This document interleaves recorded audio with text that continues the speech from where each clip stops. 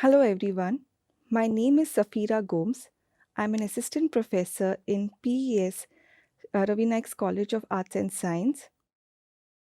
I would be teaching this module for SYBA, semester 3. Paper name is Social Psychology Part 1, paper code PSC 103. Title of the unit is Understanding the Social World. Module name Attribution, Theory, Sources and Errors. Outline: how the process of attribution helps our understanding of others' behavior. How we attempt to make sense of the social world. Learning outcomes: understanding the causes of behavior and events. Types of attribution. Every individual tries to understand why people behave in a particular way. They try to find out the motives, goals, intentions behind every behavior. Attribution is the process by which individuals explain the cause of behavior and events.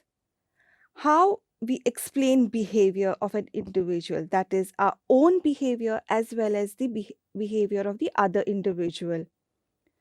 Attribution is not how people should explain the behavior. There are two types of attribution. The first one is the dispositional or the internal attribution. That is, a behavior is based on the internal characteristics of the individual rather than the external characteristics of the individual. Holding oneself responsible for the behavior. For example, the attitudes, ability, moods, personality traits, and efforts of the individual. The second is the situational or the external attribution. A behavior that reflects external circumstances rather than the internal circumstances of the individual.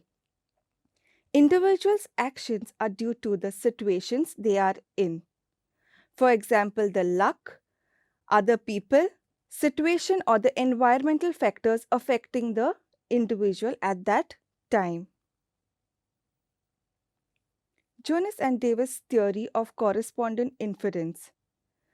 The conclusions that we make about others by observing their behavior. Basic human tendency to make conclusions about the traits of a person based on the overt actions of a person, and inference is made on the specific trait or disposition of a person. Although this provides a rich source of information, it is not always enough. An individual may behave in a particular way not because of their internal traits but due to the external situation they are in. For example, at a restaurant, you notice a waiter smile and greet the customers. You may probably feel that the waiter is very friendly in nature. However, you may be at fault because the external environment is forcing the waiter to greet and smile at the customers. It is not by choice, it is his job which is asking him to do so. To deal with such influences, certain types of actions prove to be very informative.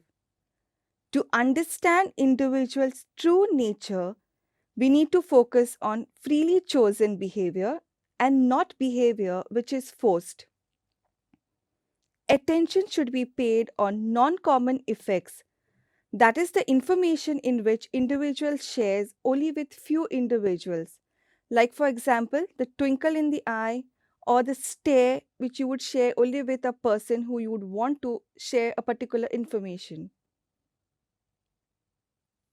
Jones and Davis suggest one of the main reasons why individuals behave in a particular way, which may not be their actual process, they term it as social desirability.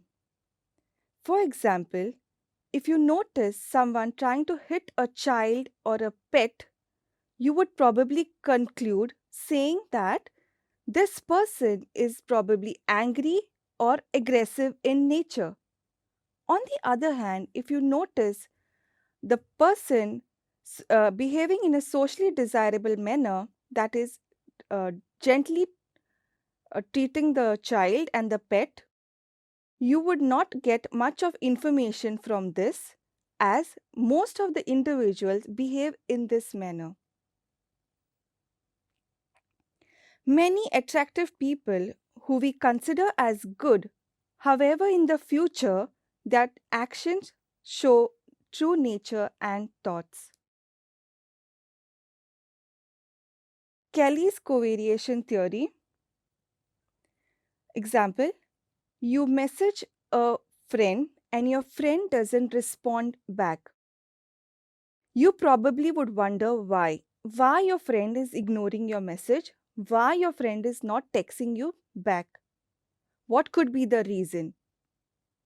We tend to use three types of information when we are deciding why individuals behave in a certain way. The first one is the consensus, whether others would act similarly in a given situation. If other individuals would typically display the same behavior, we tend to interpret the behavior as being less indicative of an individual's innate characteristics.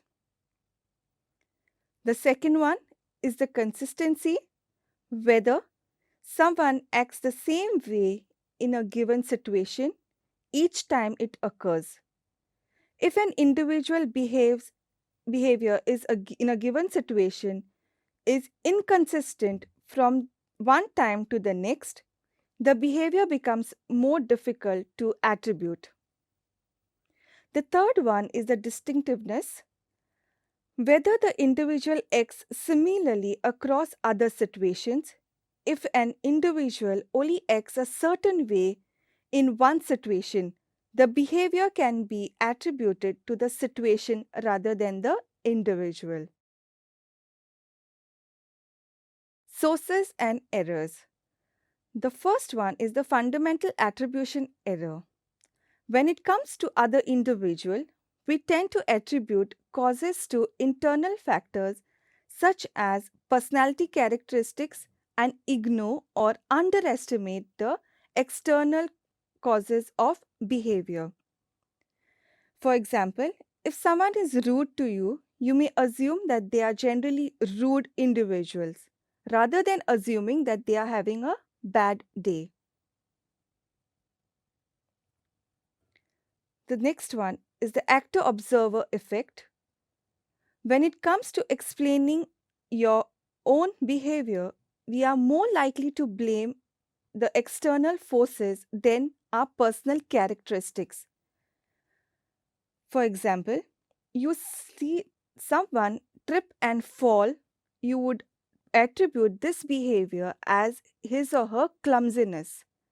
Whereas, if it is you who falls, you would probably say it is the situation in which things occurred. For example, it would be the floor was slippery, that's the reason I slipped. Why? When it comes to explaining our own actions, you have more information about yourself and the situational variables at play. When you're trying to explain another individual's behavior, you are at bit of disadvantage. You have only the information which is readily observable. The next one is a self-serving bias, which refers to the tendency to give ourselves credit, that is, making an internal attribution when things go well, but blame the situation or bad luck, that is, making an external attribution when things go poorly. For example, you fail in a test, you would say the teacher was very strict in the correction. You get A plus, you would say it was my effort that gave me an A plus. Why this happens is People want to protect your self esteem and self image. We want to think highly of ourselves. Attribution theory has useful application beyond our interpretations of day to day interactions with others. We are generally more able to account for external influences of our own actions. We want to take credit for our success and blame others for our failures. References.